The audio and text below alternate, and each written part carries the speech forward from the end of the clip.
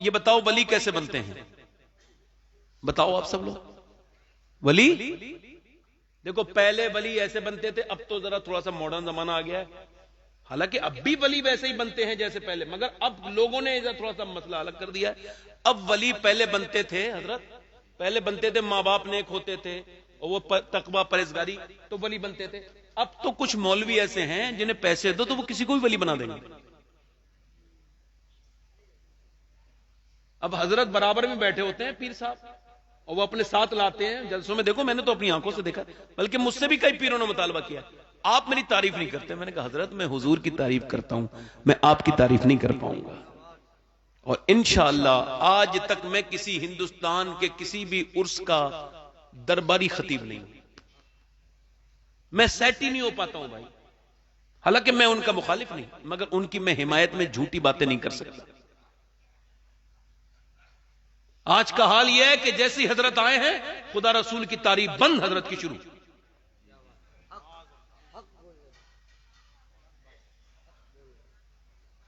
بولو بات غلط ہے صحیح ہے؟ اور حضرت بڑے خوش ہیں، یہ حضرت نہیں ہے، یہ حضرت کے لبادے میں اندر بیروپیا. حضرت تو وہ تھے. بہیڑی میں تقریر ہو رہی ہے مولانا صاحب، بہیڑی میں تقریر ہو رہی ہے، تقریر کر رہے ہیں مفتی محمد حسین سنبلی رحمت اللہ علیہ، وہ بھی اللہ کے بڑے نیک بندے ہیں، وہ تقریر کر رہے ہیں. اب ان کے یہاں خاموشی کے ساتھ ایک ولی ابن ولی جا کے بیٹھے ہیں، اتنی خاموشی سے کہ ان کو خبر نہیں ہوئی. آہٹ ہوئی تو دیکھا تو صرف تعارف کے لیے، تعریف کے لیے نہیں، تعارف کے لیے، یہ حضرت فلاں فلاں، یہ بات ابھی پوری نہیں ہوئی ہے، حضرت کو جلال آ گیا. مولانا صاحب آپ اگر یہ چاہتے ہو میں یہیں بیٹھا رہوں تو جو بیان کر رہے تھے وہی کرو، حضور کی تعریف جو کر رہے تھے وہی کرو. میں حضور کی تعریف رکوانے نہیں، حضور کی تعریف جاری کرنے دنیا میں آیا ہوں. یہ کہہ کر کے جب انہوں نے دیکھا تو مولانا نے پھر وہی تقریر شروع کی. معلوم ہے اس ولی کا نام کیا تھا؟ وہ ولی ابن ولی تھے. وہ ولی، ان کا نواسا بھی ولی، ان کے ابا بھی ولی. اس ولی کا نام مصطفیٰ رضا مفتی اعظم ہند تھا، جس نے آجزی میں کہا تھا میرے اعمال کا بدلہ تو جہنم ہی تھا، میں تو جاتا مجھے سرکار نے جانے.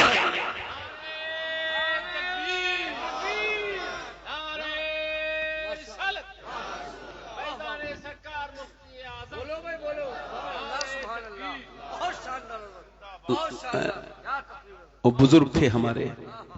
ولی کیسے بنتے ہیں؟ میں قرآن کی بات کر رہا تھا. اب یہ جو عظمت قرآن ہے، یہ قرآن کا جلسہ ہے، زور سے بولو. کس کی بات کر رہا تھا؟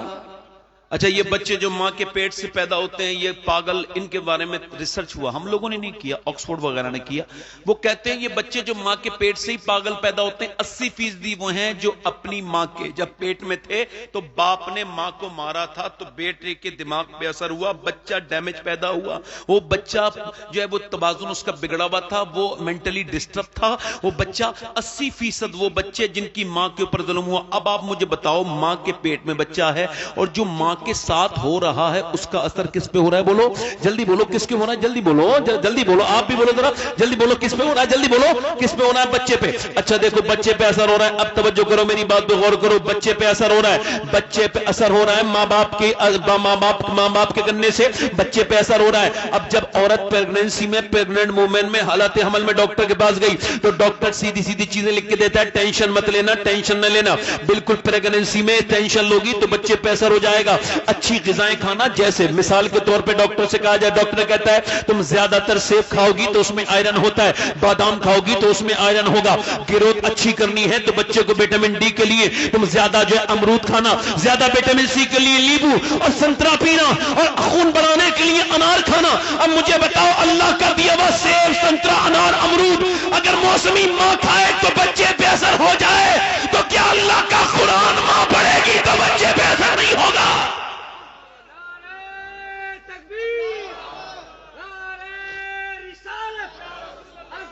ارے ہوگا کہ نہیں ہوگا؟ بولو ارے ہوگا، ہوگا، ہوگا کہ نہیں ہوگا؟ ماں قرآن پڑھ رہی ہے، بیٹا پیٹ کے اندر ہے تو کچھ اثر ہوگا کہ نہیں ہوگا؟ بولو. ماں تلاوت کر رہی ہے، درود پڑھ رہی ہے، حضور پر درود پڑھ رہی ہے، بچے پہ اثر ہوگا کہ نہیں ہوگا؟ بالکل ہوا ہے اور ہوگا۔ پانی پت کرنال میں ایک بچہ پیدا ہوا، پیدا ہوتے ہی رونے لگا، 1 دن 2 دن 3 دن 4 دن 5 دن 6 دن 7 دن 8 دن 9 دن 10 دن 11 دن 12 دن، 1 مہینے لگاتار ایک حکیم سے دوسرے حکیم سے تیسرے حکیم سے چوتھے حکیم سے 5ویں حکیم، کئی حکیموں کو دکھا دیا مگر بچہ ٹھیک نہیں ہوا، روتا رہا، بلند آواز سے روتا تھا۔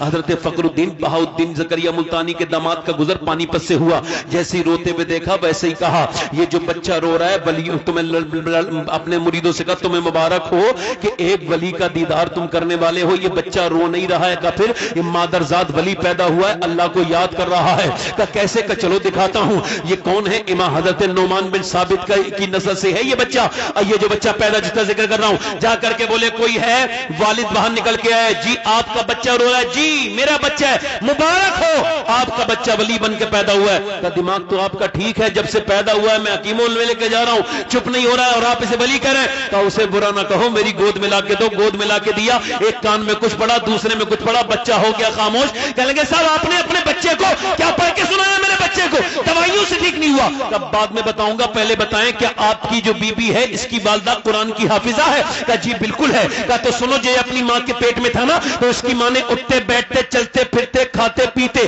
سونے سے پہلے جاگنے کے بعد چکی چلاتے روٹی بناتے کھانا پکاتے اور سالن بناتے جھاڑو لگاتے اتنا قرآن پڑھا کہ بچے کو ماں کے پیٹ کے اندر قرآن سننے کی عادت ہو گئی، بچے کی روح کی غذا قرآن کی تلاوت ہو گئی۔ جب ماں کے بچہ پیدا ہوا تو ماں جچگی میں چلی گئی، گندگی میں، اس نے قرآن نہیں پڑھا۔ جب اس نے قرآن نہیں پڑھا، بچے کو بھوک لگی قرآن کی تلاوت سننے کی، تم اس کو دوائیاں کھلا رہے تھے، میں نے ایک کان میں ایک آیت پڑھی دوسرے میں دوسری پڑھی، بچہ ہو گیا خاموش۔ اس بچے کا نام شرف الدین بو علی شاہ قلندر پانی پتی ہے۔ تو جب ماں پانی پت والے کی قرآن سنائے تو بیٹا پورے ہندوستان کو قرآن کا مطلب سمجھاتا ہے، اور جب ماں کربلا والے کی قرآن سنائے تو بیٹا کہتا ہے میری ماں سیدہ آپ نے چکی چلائی تو قرآن سنایا، آپ نے مجھے سلایا تو قرآن سنایا، آپ نے پلایا تو قرآن سنایا، آپ نے کچھ کھلایا تو قرآن سنایا، مگر حسین کربلا میں پہلے سر کٹائے گا بعد میں قرآن سنائے۔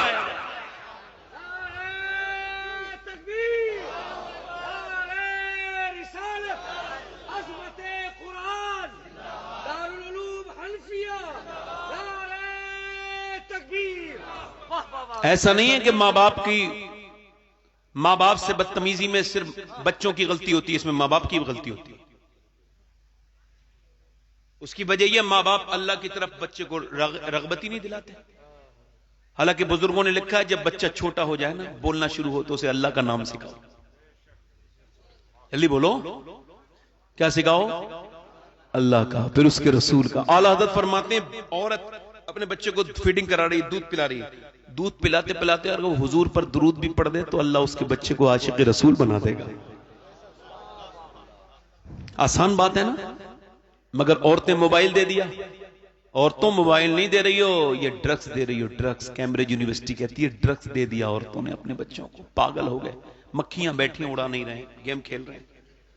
ہر جگہ آپ کو پب جی کا غلام ملے گا، دیوانہ ملے گا، ہر جگہ انسٹاگرام کا دیوانہ ملے گا، پاگل ملیں گے، بے وقوف ملیں گے، جانے دینے والے ملیں گے، بدتمیز ملیں گے، جاہل ملیں گے، خودکشی کر رہے ہیں مسلمان لڑکے۔ فیس بک پہ پیار ہوا، فیس بک پہ پھر بات ہوئی، اس کے بعد بات چیت لمبی ہوئی، پھر کیا ہوا؟ اس کے بعد اس نے فون اٹھانا شروع کر دیا تو اس نے جان دے دی۔ یہ حماقت ہے، بے وقوفی ہے، جہالت ہے، تم نے کہاں اپنے بچوں کو لگا دیا؟ یہ سب ہمارا کیا دھرا ہے، اس میں کسی اور کا کوئی میٹر نہیں ہے۔ دیکھو ماں باپ کا فرما بردار وہی ہوگا جو اپنے رب کو مانتا ہوگا۔ آپ نے دیکھا نہیں ہوگا کہ 1% مولانا بھی کوئی اپنے ماں باپ کا گستاخ ہو، 1% ہوگا کوئی جاہل تو پیدا، مگر اکثر علماء اپنے ماں باپ کے، حفاظ اپنے ماں باپ کے۔ اس کی وجہ کیا ہے؟ مولانا امام غزالی نے لکھا ہے کہ جب بچے کو باپ اپنی گود میں لے اور جب وہ بولنا شروع ہو تو اس کو وہ سکھائے، باپ کیا سکھائے اسے؟ وہ کہے ابا ابا، کہتے تجربہ کر کے دیکھ لے میں نے کیا ہے۔ پہلی بار شروع کرے نا بولانا اور جب اس سے کہے گا ابا ابا تو وہ ابا نہیں کہے گا، تم کہو گے ابا ابا ابا ابا، وہ کہہ رہا ہے اللہ اللہ اللہ اللہ اللہ۔ دیکھو تجربہ کرنا، اب آپ کہہ رہے ہو اللہ اللہ اللہ، بچہ کہہ رہا ہے ابا ابا۔ امام غزالی کہتے ہیں وہ بچہ کہتا سکتا نہیں ہے، اس سے اللہ کہلواتا ہے دیکھ تو نے اسے میرا نام سکھایا ہے، میں نے اسے تیرا نام سکھا دیا۔ توجہ ہے کہ نہیں؟ زور سے تو بولو یار۔ میں بڑے ہلکے قسم کا خطیب ہوں، چھوٹا موٹا آدمی ہوں، میرا ساتھ دو گے تبھی بول پاؤں گا۔ زور سے بولو، بہت چھوٹا سا انسان ہوں، زور سے بولو، دل لگا کے بولو۔